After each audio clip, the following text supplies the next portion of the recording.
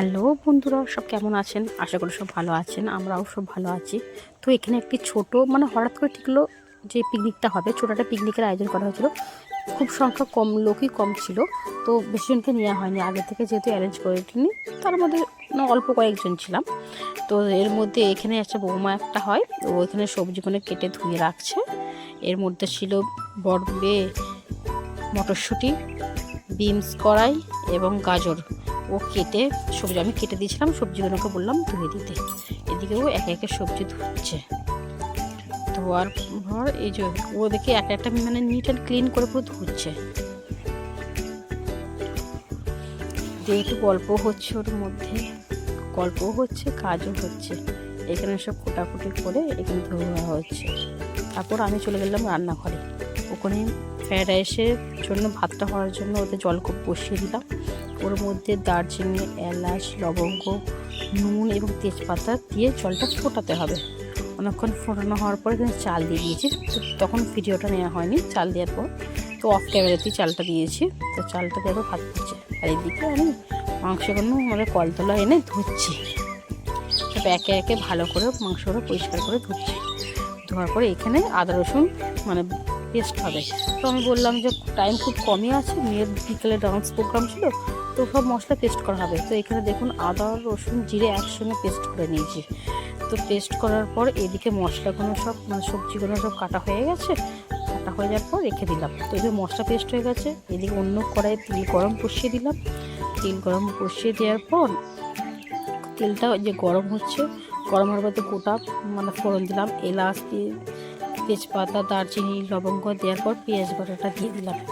পেঁয়াজ বাটাটা কিছুক্ষণ নাড়ার পর ক্যাপসিকাম ছিল, ক্যাপসিকামগুলো কেটে ওতে দিয়ে দিলাম। দিয়ে অল্প পরিমাণ নুন দিলাম, যাতে এইগুলো ভালো করে ভাজা হয় এবং সিদ্ধ হয়েছে।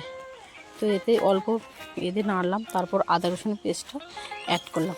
আদা রসুন পেস্ট অ্যাড করার পর এখানে আবার টমেটো পেস্ট ছিল। তো টমেটোটা বেশি লাল হয়নি, সেই জন্য কেমন সাদা ফ্যাকাশে ফ্যাকাশে লাগছে। তো এটা দিচ্ছি টমেটো ছিল, তো পাকেনি, আধা কাঁচা আধা পাকা। তারপর এখানে লঙ্কার গুঁড়ো, নর্মাল লঙ্কার গুঁড়ো, হলুদ গুঁড়ো সব অ্যাড করছিলাম। দেওয়ার পর মশলাটা ভালো করে কষছিলাম। কষার পর মাংসগুলো আবার অ্যাড করলাম। দিয়ে অনেকক্ষণ ধরে মাংসগুলো কষতে হয়েছিল। কষার পর অন্য কড়াইতে একটু কড়াই গরম হয়ে গেলে ঘি গরম করে ওতে কাজু কিশমিশ ভেজে নিয়েছিলাম। আবার এইদিকে তুলে নেওয়ার পর কাজু কিশমিশ তাতে আবার গোটা গরম মশলা ফোড়ন দিয়ে একে একে তাতে বিনস কড়াইগুলো দিয়ে দিয়েছিলাম।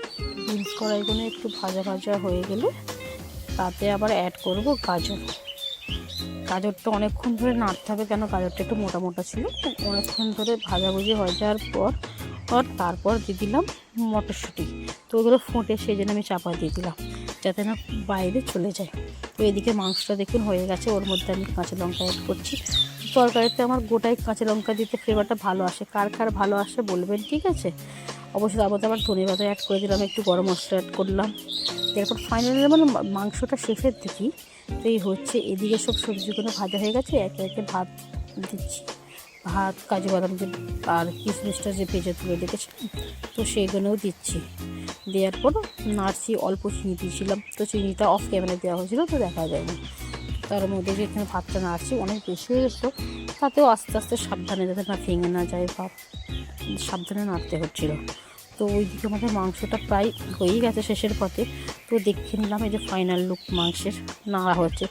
অনেকে বলে ঝোল খাবে না, একটু গ্রেভিটা গাঢ় করতে, তুই আরও ফোটালাম। এই যে এটা হয়ে গেছে, রাইস আর মাংস অলরেডি হয়েই গেছে। তো এখানে খেতে বসে গেছিলাম সবাই মিলে।